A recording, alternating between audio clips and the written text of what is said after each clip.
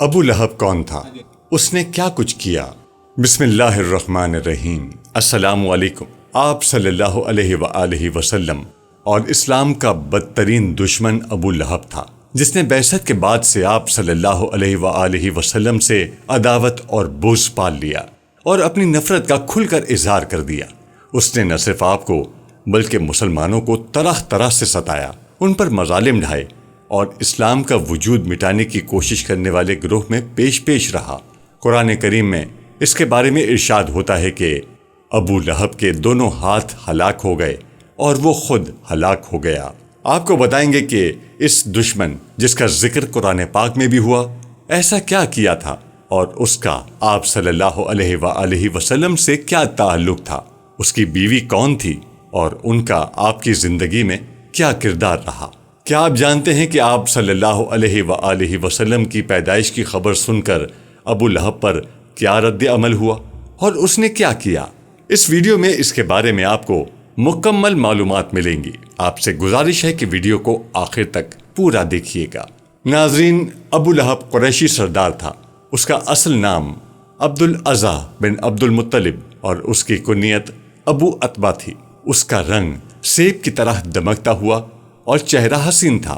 اس کا آپ صلی اللہ علیہ وآلہ وسلم سے بہت قریبی رشتہ تھا، یعنی یہ نبی پاک صلی اللہ علیہ وآلہ وسلم کا چچا تھا۔ مالدار تھا مگر طبعاً بخیل تھا۔ رسول اللہ صلی اللہ علیہ وآلہ وسلم کی ولادت کی خبر اسے اس کی لونڈی صوبیہ نے دی، تو اس خوشی میں اس نے صوبیہ کو آزاد کر دیا۔ بخاری کتاب النکاح باب امہاتکم اللتی ارضعنکم۔ آپ صلی اللہ علیہ وآلہ وسلم کے والد تو آپ صلی اللہ علیہ وآلہ وسلم کی ولادت سے پیشتر ہی وفات پا چکے تھے۔ بڑا چچا ہونے کی حیثیت سے اپنے آپ کو باپ کا قائم مقام سمجھ کر اس نے اپنی طبیعت کے خلاف اس خوشی کا اظہار کیا تھا۔ یہ اسے کرنا پڑا تھا۔ یہ اس کے بخل ہی کا نتیجہ تھا کہ جب آپ کے دادا عبد المطلب فوت ہونے لگے تو انہوں نے آپ کی کفالت ابو لہب کی بجائے ابو طالب کے سپرد کی، جو مالی لحاظ سے ابو لہب کی نسبت بہت کمزور تھے۔ ابو لہب کی بیوی ام جمیل، اس کا اصل نام عروہ بنت حرب ہے، جبکہ کنیت ام جمیل تھی۔ یہ ابو سفیان کی بہن تھی اور بہنگی تھی، جس کی وجہ سے لقب اورا کانی سے اپنے بدبخت شوہر ابو لہب عبدالعزیٰ بن عبد المطلب کی طرح اس شقیق کو بھی حضرت صلی اللہ علیہ وآلہ وسلم سے سخت ترین عداوت تھی۔ حضور اکرم کے خاندان کو دکھ اور اذیت پہنچانے میں سب سے آگے ہوتی تھی۔ ابو لہب کے دو بیٹے عتبہ اور عتیبہ تھے، جن کے نکاح میں آپ صلی اللہ علیہ وآلہ وسلم کی دو بیٹیاں تھیں۔ ابو لہب کی آپ صلی اللہ علیہ وآلہ وسلم سے عداوت نبوت کے بعد شروع ہوئی۔ آپ کی بعثت کے بعد 3 سال تک اسلام کی تبلیغ و اشاعت کا کام نہایت خفیہ طور پر ہوتا رہا۔ پھر جب یہ حکم نازل ہوا اپنے قریبی کنبے والوں کو اللہ کے عذاب سے ڈراؤ، تو آپ نے اس حکم کی تعمیل میں بنو ہاشم اور بنو عبد المطلب کو اپنے ہاں کھانے پر بلایا۔ آپ نے ان کے سامنے لا الہ الا اللہ کی دعوت پیش کی تو ابو لہب جھٹ سے بول اٹھا، دیکھو یہ سب حضرات تمہارے چچا یا چچازاد بھائی ہیں، نادانی چھوڑ دو اور یہ سمجھ لو کہ تمہارا خاندان سارے عرب کے مقابلے کی تاب نہیں رکھتا اور میں سب سے زیادہ حقدار ہوں کہ تمہیں پکڑ لوں۔ بس تمہارے لیے تمہارے باپ کا خانوادہ ہی کافی ہے، اور اگر تم اپنی بات پر اڑے رہے اور عرب کے سارے قبائل تم پر ٹوٹ پڑے تو ایسی صورت میں تم سے زیادہ اور کون شخص اپنے خاندان کے لیے شر اور تباہی کا باعث بن سکتا ہے۔ ابو لہب کی یہ تلخ اور ترش باتیں سننے کے بعد آپ نے خاموشی اختیار کر لی اور دوسرے لوگ بھی اٹھ کر اپنے اپنے گھروں کو چلے گئے۔ ناظرین، چند دن بعد آپ صلی اللہ علیہ وآلہ وسلم نے دوبارہ اپنے قرابت داروں کو مدعو کر کے اپنی دعوت ذرا کھل کر پیش کی، جس کے نتیجے میں آپ کے چھوٹے چچا ابو طالب نے کھل کر آپ کی حمایت کا اعلان کر دیا، مگر ساتھ ہی یہ بھی کہہ دیا کہ میں ذاتی طور پر عبد المطلب کا دین چھوڑنے کو تیار نہیں۔ ابو طالب کی اس حمیت کے جواب میں ابو لہب کہنے لگا، خدا کی قسم، یہ یعنی دعوت توحید برائی ہے، لہٰذا محمد کے ہاتھ دوسروں سے پہلے تم خود ہی پکڑ لو۔ اس کے جواب میں ابو طالب نے کہا، اللہ کی قسم، جب تک جان میں جان ہے ہم اس کی حفاظت کرتے رہیں گے۔ اس دوسری دعوت کا اتنا فائدہ ضرور ہوا کہ آپ کو یقین ہو گیا کہ معززین بنو ہاشم میں کم از کم ایک آدمی یعنی ابو طالب ایسا ہے جس کی حمایت پر اعتماد کیا جا سکتا ہے۔ اس کے بعد آپ صلی اللہ علیہ وآلہ وسلم نے ایک تیسرا جرأت مندانہ قدم اٹھایا۔ ایک دن آپ کوہ صفا پر چڑھ گئے اور ایک فریادی کی طرح وَأَصْبَاحَ کی آواز لگائی اور قریش کے ایک ایک قبیلے کا نام لے کر پکارا اور کہا، اے بنی فہر، اے بنی عدی، اے بنی اے بنی کعب وغیرہ وغیرہ، حتیٰ کہ سب قبائل کے قابل ذکر اشخاص آپ صلی اللہ علیہ وآلہ وسلم کے پاس اکٹھے ہوئے، اور جو نہ پہنچ سکا اس نے اپنا نمائندہ بھیج دیا۔ آپ ایک اونچی جگہ پر کھڑے ہو گئے اور لوگوں سے پوچھا، اگر میں تم سے یہ کہوں کہ اس پہاڑی کے اس پار ایک لشکر جمع ہو رہا ہے جو تم پر حملہ کرنے والا ہے تو کیا تم میری بات مان لو گے؟ سب نے یک زبان ہو کر کہا، ہاں، اس لیے کہ آپ کے متعلق ہمارا ہمیشہ سچ ہی کا تجربہ رہا ہے۔ آپ نے فرمایا، اچھا تو سن لو کہ میں تمہیں ایک سخت عذاب سے خبردار کرنے کے لیے بھیجا گیا ہوں، لہٰذا تم اپنے آپ کو جہنم سے بچاؤ، میں تمہیں اللہ سے بچانے کا کچھ اختیار نہیں رکھتا۔ آپ صلی اللہ علیہ وآلہ وسلم ابھی اتنا ہی کہہ پائے تھے کہ ابو لہب یک دم بھڑک اٹھا اور کہنے لگا، سارا دن تم پر ہلاکت ہو گیا، اس بات کے لیے تو نے ہمیں جمع کیا تھا۔ بخاری کتاب تفسیر۔ اگرچہ ابو لہب کی اس بدتمیزی کی وجہ سے یہ اجتماع کچھ نتیجہ خیز ثابت نہ ہوا، تاہم اس کا یہ فائدہ ضرور ہوا کہ آپ نے حسب ارشاد باری اپنے پورے قبیلے کو اپنی دعوت سے آگاہ کر دیا، اور آپ کی یہ پکار مکہ کے ایک ایک فرد تک پہنچ گئی، اور ابو لہب کی بدخلقی اور گستاخی کے جواب میں اللہ تعالیٰ نے یہ سورت لہب نازل فرمائی۔ یہاں یہ سوال پیدا ہوتا ہے کہ آپ کے دشمن تو اور بھی بہت تھے، بلکہ ابو لہب سے بھی زیادہ تھے، تو ان تمام دشمنوں میں صرف ابو لہب کا ہی قرآن میں کیوں نام لے کر ذکر کیا گیا؟ تو اس کا جواب یہ ہے کہ درج ذیل دو وجوہ کی بنا پر ابو لہب کا جرم واقعی اتنا شدید جرم تھا کہ قرآن میں اس کا نام لے کر اس کی مذمت کی گئی۔ پہلی وجہ یہ تھی کہ عرب میں کوئی باقاعدہ حکومت تو تھی نہیں جہاں فریاد کی جا سکے، لے دے کر ایک قبائلی حمیت ہی وہ چیز تھی جو ایسے اوقات میں کام آتی تھی۔ مظلوم شخص فوراً اپنے قبیلے کو دادرسی کے لیے پکارتا اور پورا قبیلہ اس کی حمایت میں اٹھ کھڑا ہوتا، اس لیے ان کو استرارن بھی صلہ رحمی کا لحاظ رکھنا پڑتا تھا۔ ابو لہب ہی وہ واحد بدبخت شخص ہے جس نے اس دور کے واجب الاحترام قانون کو توڑ کر اپنے قبیلے کے الرغم ڈٹ کر آپ کی مخالفت کی۔ علاوہ ازیں جب بنو ہاشم اور بنو مطلب کو معاشرتی بائیکاٹ کی وجہ سے شعب ابی طالب میں محصور ہونا پڑا تھا، تو اس وقت بھی ابو لہب نے اپنے قبیلے کا ساتھ نہیں دیا تھا، اور یہ تو واضح ہے کہ شعب ابی طالب کے محصورین میں بہت سے ایسے لوگ بھی شامل تھے جو آپ صلی اللہ علیہ وآلہ وسلم پر ایمان نہیں لائے تھے، تاہم قبائلی حمیت کی بنا پر انہوں نے سب کچھ گوارا کیا تھا اور اس قانون کے احترام کا حق ادا کیا۔ حد یہ ہے کہ آپ کے چھوٹے چچا ابو طالب نے آپ کی حفاظت کے لیے زندگی بھر قریش کی مخالفت مول لی، حالانکہ آخری دم تک وہ ایمان نہیں لائے تھے۔ بخاری کتاب التفسیر۔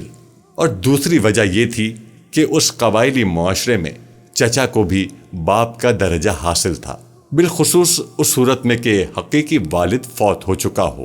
اس لحاظ سے بھی ابو لہب کو آپ کی حفاظت کا فریضہ بطریق آسان بجا لانا چاہیے تھا، خواہ وہ ایمان لاتا یا نہ لاتا، مگر وہ آپ کی حفاظت کی بجائے بغض و عناد میں اتنا آگے نکل گیا کہ اس کا شمار آپ کے صف اول کے دشمنوں میں ہوتا ہے۔ اس نے کوہ صفا پر جس بدخلقی اور گستاخی کا مظاہرہ کیا، اس پر آپ کے خاموش رہنے کی وجہ بھی یہی تھی کہ معاشرتی سطح پر ابو لہب آپ کے باپ کے مقام پر تھا، اور باپ ہونے کا ادب کا تقاضا یہی تھا کہ آپ خاموش رہتے، لہٰذا اس کی اس بدتمیزی کا جواب خود اللہ تعالیٰ نے اس کا نام لے کر دے دیا۔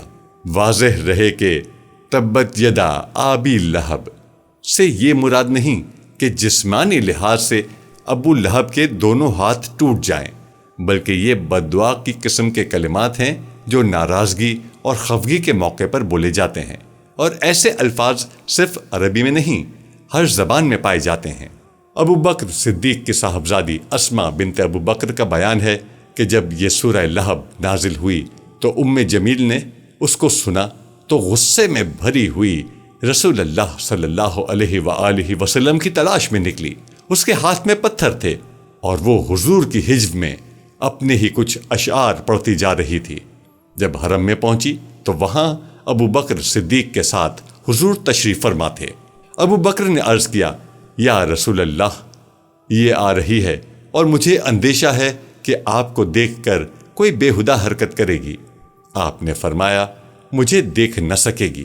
چنانچہ ایسا ہی ہوا کہ آپ کے موجود ہونے کے باوجود آپ کو نہ دیکھ سکی، اور اس نے ابو بکر سے کہا، میں نے سنا ہے کہ تمہارے صاحب نے میری حجب کی ہے۔ ابو بکر نے کہا، اس گھر کے رب کی قسم، انہوں نے تیری کوئی حجب نہیں کی۔ اس پر وہ واپس چلی گئی۔ ناظرین، اس کے بیٹوں عتبہ اور عتیبہ کے نکاح میں حضور پر نور صلی اللہ علیہ وآلہ وسلم کی صاحبزادیاں حضرت رقیہ اور حضرت کلثوم رضی اللہ تعالی عنہا تھیں۔ اس صورت کے نزول کے بعد ابو لہب نے ان صاحبزادیوں کو طلاق دلوا دی۔ عتبہ کا واقعہ بھی بڑا عبرتناک ہے کہ اس نے حضور پر نور صلی اللہ علیہ وآلہ وسلم کی شہزادی کو طلاق دینے کے ساتھ حضور پاک کی گستاخی بھی کی، جس پر سرور دو عالم نے اس کے لیے ہلاکت کی دعا کی۔ چنانچہ ایک سفر میں بڑی حفاظتوں کا انتظام کر لینے کے باوجود ایک شیر نے اسے پھاڑ ڈالا۔ ابو عمر بن عبد البر رحمۃ اللہ علیہ کہتے ہیں، دل اس پر مطمئن ہوتا ہے جو روایات تواتر کے ساتھ نبی کریم صلی اللہ علیہ وآلہ وسلم کی بیٹیوں کی ترتیب میں وارد ہے، وہ کچھ اس طرح ہیں۔ پہلی بیٹی زینب، اور دوسری رقیہ، اور تیسری کلثوم، اور چوتھی فاطمۃ الزہرا رضی اللہ تعالی عنہم تھیں۔ رقیہ رضی اللہ تعالی عنہا کی شادی نبی کریم نے ابو لہب کے بیٹے عتبہ سے کی تھی، اور کلثوم رضی اللہ تعالی عنہا کی شادی نبی کریم نے ابو لہب کے دوسرے بیٹے عتیبہ سے کی تھی۔ اور سیرت میں آیا ہے کہ نبی کریم کی ان دونوں بیٹیوں کو ان کی رخصتی سے قبل ہی طلاق ہو گئی تھی، کیونکہ جب سورہ لہب نازل ہوئی تو اللہ کے دشمن ابو لہب نے اپنے بیٹوں کو انہیں طلاق دینے کا حکم دیا تھا۔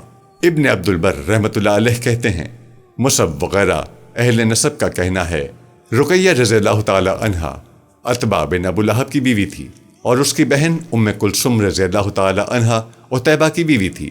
اور جب سورہ لہب تبت یدا ابی لہب نازل ہوئی تو ان کے باپ ابو لہب اور ان کی ماں نے دونوں بیٹوں کو کہا کہ محمد کی بیٹیوں کو چھوڑ دو، اور ابو لہب کہنے لگا، اگر تم محمد کی بیٹیوں کو نہ چھوڑو تو میرا سر تم دونوں کے سروں سے حرام ہے۔ تو انہوں نے دونوں کو طلاق دے دی۔ پھر عثمان بن عفان رضی اللہ تعالی عنہ نے مکہ میں رقیہ رضی اللہ تعالی عنہا سے شادی کی اور ان کے ساتھ حبشہ کی طرف ہجرت کی، اور وہاں ان کا بچہ بھی پیدا ہوا جس کا نام عبداللہ رکھا۔ اور عثمان رضی اللہ تعالی عنہ نے ان کی نسب سے ابو عبداللہ کی کنیت تھی۔ اور جب رسول کریم صلی اللہ علیہ وآلہ وسلم ہجری کے پہلے سال بدر جانے لگے تو ان کی بیٹی رقیہ بیمار تھیں، اس لیے عثمان رضی اللہ تعالی عنہ نبی کریم کے حکم سے پیچھے رہے، اور اس سال ہی رقیہ کی اسی بیماری کی وجہ سے وفات ہو گئی۔ پھر نبی کریم صلی اللہ علیہ وآلہ وسلم نے عثمان رضی اللہ تعالی عنہ سے کلثوم رضی اللہ تعالی عنہ کی شادی کی، اور ان کا نکاح 3 ہجری ربیع الاول کے مہینے میں ہوا، اور ان کی رخصتی جمادی الاخر میں اسی سال ہوئی، اور ان سے کوئی اولاد نہیں تھی۔ یہ 9 ہجری میں فوت ہوئیں، اور رسول کریم صلی اللہ علیہ وآلہ وسلم نے ان کی نماز جنازہ پڑھائی۔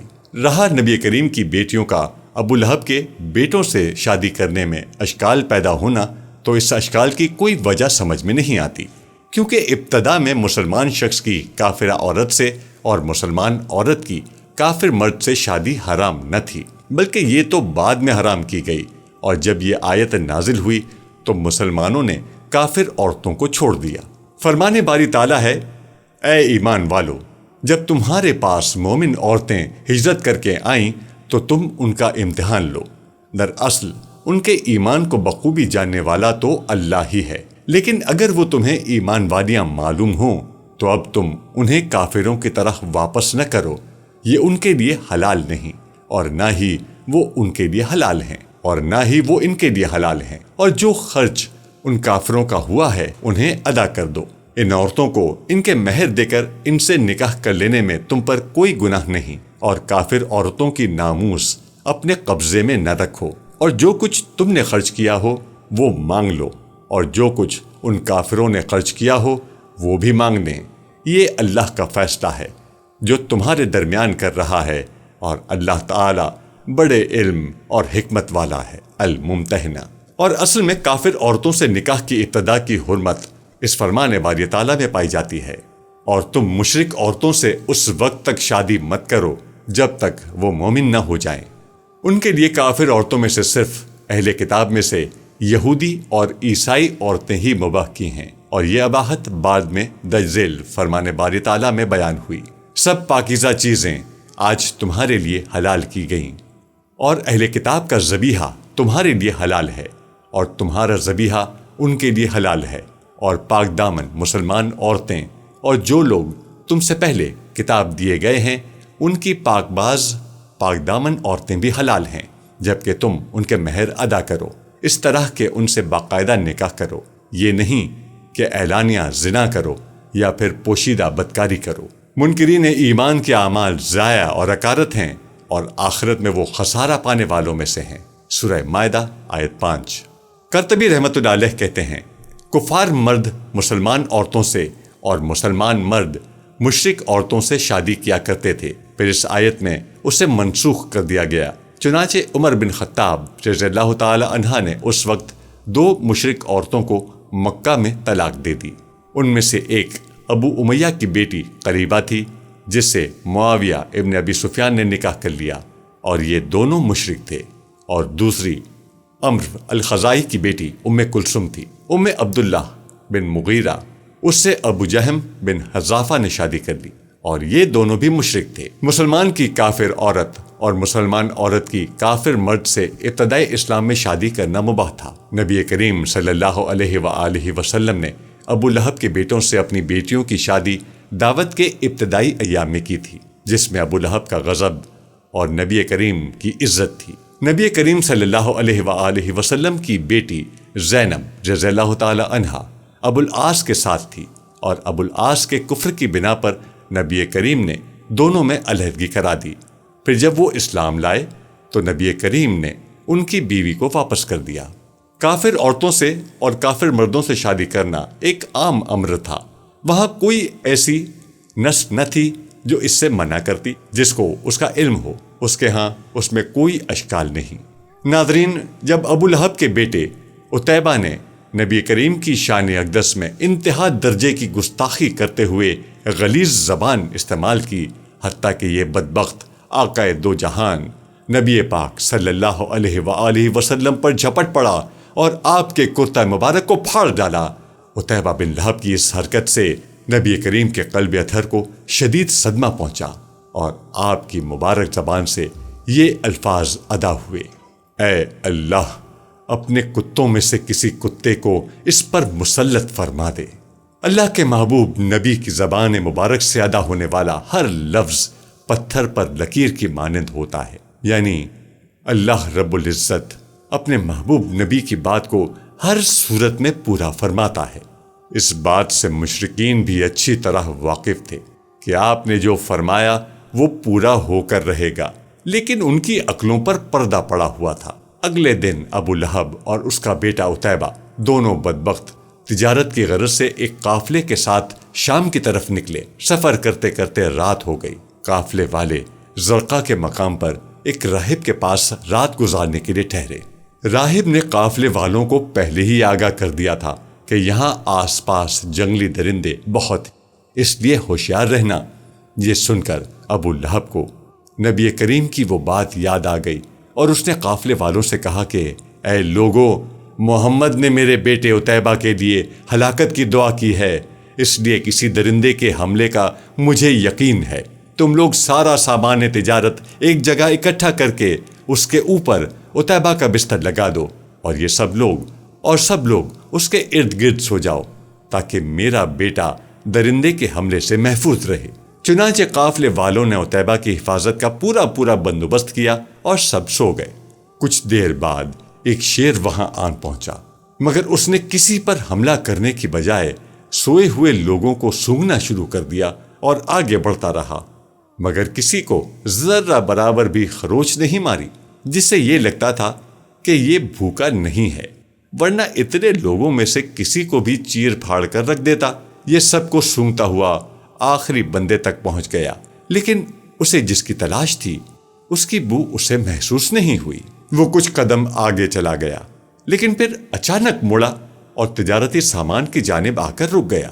اسی سامان کے اوپر وہ بدبخت اور گستاخ رسول سو رہا تھا۔ یہ جگہ کافی اونچی تھی اور اسی لیے اسے اونچا کیا گیا تھا تاکہ کوئی درندہ عتیبہ پر حملہ نہ کر سکے، پر شیر نے تجارتی سامان پر چھلانگ لگا دی اور ابو لہب کے بیٹے عتیبہ کے بستر پر جا پہنچا۔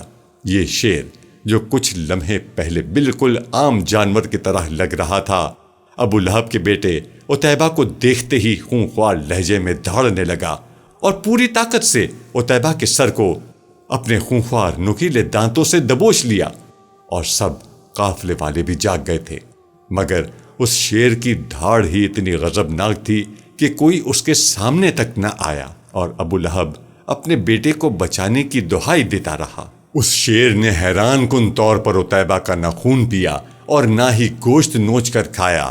شیر نے صرف عتیبہ کے سر کو اس قدر بری طرح چبایا کہ دیکھنے والوں کے ہوش اڑ گئے اور عتیبہ تڑپ تڑپ کر جہنم واصل ہوا۔ اس کے بعد بھی اس شیر نے کسی اور کو نقصان نہ پہنچایا اور اچانک وہاں سے چلا گیا۔ بعد میں لوگوں نے اس شیر کو تلاش کیا، مگر کچھ بھی پتہ نہ چل سکا کہ آخر یہ شیر کہاں سے آیا تھا اور کدھر غائب ہو گیا۔ ناظرین، طارق بن عبداللہ المحاربی رضی اللہ تعالی عنہ فرماتے ہیں، میں نے اللہ کے رسول کو بازار ذی المجاز میں دیکھا جبکہ میں خرید و فروخت میں مشغول تھا۔ آپ نے سرخ جبہ زیب تن کیا ہوا تھا اور بلند آواز سے یہ فرماتے جا رہے تھے، اے لوگو، لا الہ الا اللہ کہو فلاح پاؤ گے۔ ایک شخص آپ کے پیچھے پیچھے پتھر مارتا جاتا تھا، جس سے آپ کی پنڈلی اور ایڑی خون آلود ہو گئے۔ وہ شخص ساتھ ساتھ یہ بھی کہتا جاتا تھا، اے لوگو، اس کی بات نہ سننا، یہ جھوٹا ہے۔ محاربی فرماتے ہیں کہ میں نے پوچھا کہ یہ شخص آپ صلی اللہ علیہ وآلہ وسلم کون ہے؟ لوگوں نے جواب دیا کہ یہ لڑکا بنی عبد المطلب سے ہے۔ پھر میں نے پوچھا وہ شخص کون ہے جو اس کا پیچھا کر رہا ہے اور پتھر مار رہا ہے؟ لوگوں نے جواب دیا یہ آپ کا چچا عبد العزی یعنی ابو لہب ہے۔ حضرت سیدنا ربیہ بن عباد دیلی رضی اللہ تعالی عنہ اسلام لانے کے بعد زمانہ جاہلیت کا واقعہ بیان فرماتے ہیں کہ میں نے ذو المجاز کے بازار میں دیکھا کہ لوگ نبی اکرم رسول محتشم صلی اللہ علیہ وآلہ وسلم کے ارد گرد جمع تھے، اور آپ ان سے فرما رہے تھے، اے لوگو، لا الہ الا اللہ کہو فلاح پا جاؤ گے، جبکہ آپ صلی اللہ علیہ وآلہ وسلم کے پیچھے ایک صاف ستھرے چہرے اور بھینگی آنکھوں والا شخص کھڑا تھا، جس کے سر پر 2 چوٹیاں تھیں، اور وہ لوگوں سے کہہ رہا تھا، یہ بے دین ہے، جھوٹا ہے، آپ جہاں جاتے یہ بھی پیچھے پیچھے جاتا۔ میں نے لوگوں سے اس شخص کے بارے میں پوچھا تو انہوں نے بتایا کہ یہ آپ کا چچا ابو لہب ہے۔ ناظرین، چچا ہونے کے باوجود ابو لہب آپ صلی اللہ علیہ وآلہ وسلم سے اس قدر دشمنی کا مظاہرہ کرتا تھا کہ اس کے سامنے باقی سب دشمن ہیج تھے۔ اگر اسلام دشمن کفار کی بات کی جائے تو ان کے 4 درجے ہیں۔ پہلا گروہ وہ ہے جو اسلام تو قبول نہ کر سکے، مگر انہوں نے اسلام اور حضور کو کسی قسم کا نقصان نہیں پہنچایا، بلکہ اپنے تئیں ہر ممکن مدد کی۔ ایسے افراد ہم مسلمانوں کے لیے محسنین کا درجہ رکھتے ہیں۔ ان میں سب سے پہلا نام جناب ابی طالب کا ہے۔ ان کے احسانات اور ان کے مثبت کردار سے ہر شخص واقف ہے۔ اسی طرح ایک اور شخص معتم بن عدی، جو کہ اگرچہ اس درجے معروف نہ ہو سکا، مگر اس شخص کے اس فعل کو نہ سراہنا زیادتی ہوگی کہ جب طائف سے واپسی پر حضور صلی اللہ علیہ وآلہ وسلم مکہ واپس تشریف لانا چاہتے تھے تو تب تک ان کے قتل عام کا کھلا اعلان ہو چکا تھا اور مخالفین موقع کی تلاش میں تھے۔ ایسے میں مکہ میں داخل ہونا یقیناً خطرناک تھا۔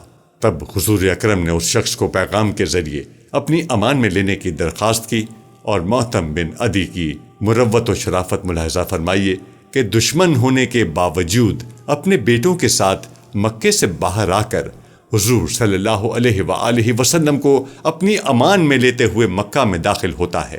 اس شخص کے اس احسان کی اہمیت کا اندازہ لگائیے کہ جنگ بدر کے موقع پر جب کفار کے 70 سے زیادہ افراد جنگی اسیر کی حیثیت سے مسلمانوں کے قبضے میں تھے تو تب حضور نے فرمایا تھا کہ اگر آج محتم بن عدی زندہ ہوتا اور اسیران جنگ کی رہائی کی درخواست کرتا تو میں بغیر کسی معاوضے کے ان کو رہا کر دیتا۔ یہ وہ افراد ہیں جو کفر پر رہنے کے باوجود بہترین و مثبت شخصیات کے مالک تھے۔ بدقسمتی سے ایسے افراد ایمان نہ لا سکے، لیکن غور طلب بات یہ ہے کہ اگر یہ دونوں افراد ایمان لے آتے تو ان کے کردار کی بلندی سے کیا یہ نتیجہ اخذ کرنا درست ہوگا کہ یہ مقام صدیقیت پر فائز ہوتے؟ دوسرے درجے پر وہ افراد ہیں جو در حقیقت اسلام اور حضور کے واقعتاً دشمن تھے، مگر ان افراد نے یہ دشمنی پورے خلوص اور بہادری سے نبھائی ہے۔ ایسے افراد کی دشمنی آبائی تعصبیت اور ذاتی تکبر کی بنا پر تھی، مگر ان میں منافقت، بخل، بزدلی اور کمینے پن جیسی گھٹیا اوصاف ناپید تھی۔ ان میں ابو جہل اور عتبہ ابن ربیعہ قابل ذکر ہیں۔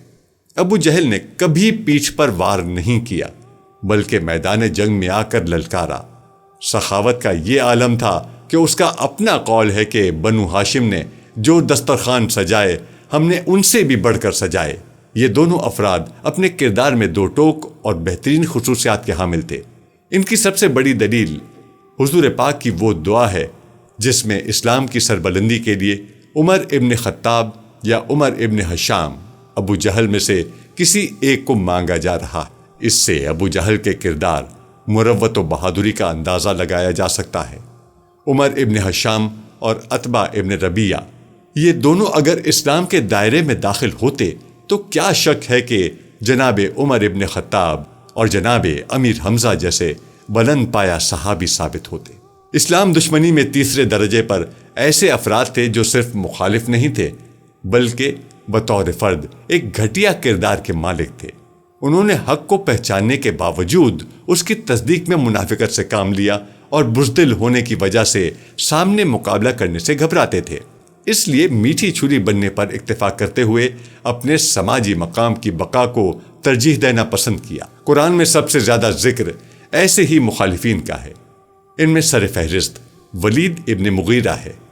اپنی شخصیت میں یہ ایک منافق دشمن تھا اور اگر ایمان لے آتا تو یقیناً عبداللہ ابن ابی کا ہم رکاب ہوتا۔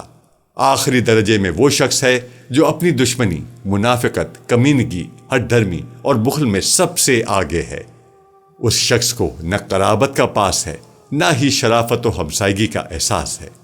حضور کے صاحبزادے جناب قاسم کی وفات پر اس شخص نے باقاعدہ جشن منایا۔ ہمسایہ اور سگا چچا ہونے کے باوجود اس شخص نے ہر وہ گھٹیا حرکت کی جس کی توقع بدترین دشمن سے بھی نہ کی جا سکتی تھی۔ سماجی طور پر کمینگی کے اس مقام پر فائز تھا کہ کعبہ کے بیت المال کے خزانچی ہونے کی حیثیت سے اس نے چڑھاوا چڑھائے جانے والے سونے کے ہرن چرا لیے تھے۔ مکہ میں ہرن چور کے لقب سے بھی پہچانا جاتا تھا۔ اس کی بزدلی، بخل، منافقت اور اس کے کردار کی نجاست کی صحیح تصویر کشی کے لیے باقاعدہ اس کا نام لے کر قرآن میں اس کی بربادی کو موضوع بنایا گیا۔ یہ کوئی اور نہیں بلکہ بنی ہاشم کا سردار، حضور پاک کا سردار اور ہمسایہ ابو لہب ہے۔ شخصی اعتبار سے یہ شخص نہ ہی اپنی روایات کا امیر تھا اور نہ ہی خیر کے کسی پہلو سے شناسائی رکھتا تھا۔ ناظرین، جب قریش نے کھلی آنکھوں سے دیکھ لیا کہ ہماری تمام تر مزاحمت اور تشدد کے باوجود اس اسلام قبول کرنے والوں کی تعداد تیزی سے بڑھ رہی ہے اور انہوں نے مسلمانوں کے قلع کما کے لیے جو مختلف حربے اختیار کیے تھے ان کا کوئی فائدہ نہیں ہوا، اور خاص طور پر حضرت حمزہ اور حضرت عمر رضی اللہ تعالی عنہما کے اسلام لانے کے بعد تو سارے حربے بیکار ہو گئے، تو انہوں نے ایک نیا اور مؤثر حربہ اختیار کرنے کی سوچی۔ یہ نیا حربہ سابقہ تمام ہتھ کنڈوں سے زیادہ سخت اور ظالمانہ تھا، اور یہ تھا بائیکاٹ کا حربہ۔ ابن اسحاق، موسیٰ بن عقبہ، عروہ بن زبیر، ابن سعد اور دیگر مورخین کا متفقہ بیان ہے، جب قریش نے دیکھا کہ صحابہ حبشہ کی سرزمین پر امن و امان سے رہنے لگے ہیں، ادھر مکہ میں حضرت حمزہ اور عمر جیسے دلیر جنگجو مسلمان ہو چکے ہیں اور اسلام تمام قبائل میں پھیل چکا ہے، تو انہوں نے فیصلہ کیا کہ آخری چارہ کار کے طور پر رسول اللہ صلی اللہ علیہ وآلہ وسلم کو شہید کر دیا جائے۔ جب اس بات کی سنگن حضرت ابو طالب کو ہوئی تو انہوں نے بنو ہاشم اور بنو مطلب کے تمام افراد کو اکٹھا کیا۔ بنی ہاشم اور بنی مطلب نے رسول اللہ کو اپنی گھاٹی میں پہنچا دیا اور قتل کا پروگرام بنانے والوں سے آپ کو محفوظ کر دیا۔ اس کام میں دونوں قبیلوں کے کفار بھی اس دور کے قبائلی عصبیت و حمیت کی بنا پر شریک تھے۔ جب قریش نے اپنا یہ منصوبہ بھی ناکام ہوتے دیکھا تو انہوں نے اکٹھے ہو کر مشورہ کیا کہ ہم آپس میں بنو ہاشم اور بنو مطلب کے خلاف معاہدہ کر کے ایک دستاویز تیار کریں۔ اس میں طے کیا جائے کہ کوئی شخص ان سے کسی قسم کا لین دین نہ کرے، نہ شادی بیاہ کرے، حتیٰ کہ یہ رسول اللہ کو ہمارے سپرد کر دیں۔ انہوں نے باہمی معاہدے کی دستاویز تیار کر کے کعبہ کے اندر لٹکا دی۔ یہ دستاویز لکھنے والا منصور بن اکرمہ تھا۔ رسول اللہ نے اس کے خلاف بد دعا کی، جس کے نتیجے میں اس کی انگلیاں شل ہو گئیں۔ بعض مورخین نے کاتب کا نام نضر بن حارث یا طلحہ بن ابی طلحہ بھی لکھا ہے۔ السہلی کا کہنا ہے کہ قریش کے ماہرین نسب کہتے ہیں دستاویز لکھنے والے کا نام بغیث بن عامر بن ہاشم بن عبدالدار ہے۔ دوسرا قول یہ ہے کہ دستاویز لکھنے والا منصور بن عبد شرجیل بن حشام تھا، جس کا تعلق بنی عبدالدار سے تھا۔ یہ ابن اسحاق کے قول کے مخالف ہے۔ تمام بنو ہاشم اور بنو مطلب سوائے ابو لہب کے ابو طالب کے پاس جمع ہو گئے اور ان کے ساتھ ہی رہے۔ ابو لہب قریش کے ساتھ رہا۔ بنو ہاشم اور بنو مطلب کے محصور ہونے کی ابتدا محرم الحرام نبوت کے 7ویں سال سے ہوئی۔ 2-3 سال وہ اسی طرح محصور رہے۔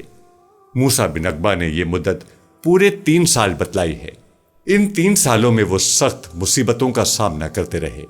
بائیکاٹ اس قدر سخت تھا کہ ان تک کھانے پینے کی بھی کوئی چیز نہ پہنچ سکتی تھی۔ قریش کو جس شخص کے بارے میں یہ پتا چلتا کہ اس نے کوئی چیز خفیہ طور پر بھیجی ہے تو وہ اسے بھی تشدد کا نشانہ بناتے تھے۔ چند جرت مند لوگوں نے اس ظلم و ستم کے خلاف آواز اٹھائی اور وہ دستاویز پھاڑنے کا نعرہ لگایا۔ حشام بن عمرو بن حارث، زبیر بن ابی امیہ، متم بن عدی، زما بن اسود اور ابو البختری بن حشام بن حارث شامل تھے۔ ان کے بنو ہاشم اور بنو مطلب کے ساتھ رشتے ناتے تھے۔ ابن ابی شیبہ کی روایت ہے، رسول اللہ کی طرف سے جنگ بدر کے دن ایک منادی کرنے والے نے اعلان کیا، مشرکوں میں سے کسی کو امان حاصل نہیں سوائے ابو البختری کے۔ اگر انہیں کسی مسلمان نے گرفتار کیا تو انہیں چھوڑ دے، کیونکہ رسول اللہ نے انہیں امان دے رکھی ہے۔ لیکن جب انہیں ڈھونڈا گیا تو پتہ چلا کہ وہ قتل ہو چکے ہیں۔ میرا خیال ہے کہ آپ صلی اللہ علیہ وآلہ وسلم کا یہ اعلان اس احسان کے جواب میں تھا جو انہوں نے اس ظالمانہ بائیکاٹ کو ختم کرنے کے سلسلے میں مسلمانوں پر کیا تھا۔ ابن حشام نے لکھا ہے کہ جب بائیکاٹ کی دستاویز اتاری گئی تو پتہ چلا کہ دیمک نے اللہ تعالیٰ کے اسم گرامی کے سوا ہر چیز کو ختم کر دیا ہے۔ ایک روایت میں ہے کہ بنو ہاشم کو اس بائیکاٹ کے دوران میں انتہائی شدت کی بھوک، زبردست مصائب اور مشقتوں کا سامنا کرنا پڑا اور انہیں جھاؤ اور کیکر کے پتے کھانے پڑے۔ ان کی قضائے حاجت بکری کی مینگنیوں کی صورت میں ہوتی تھی۔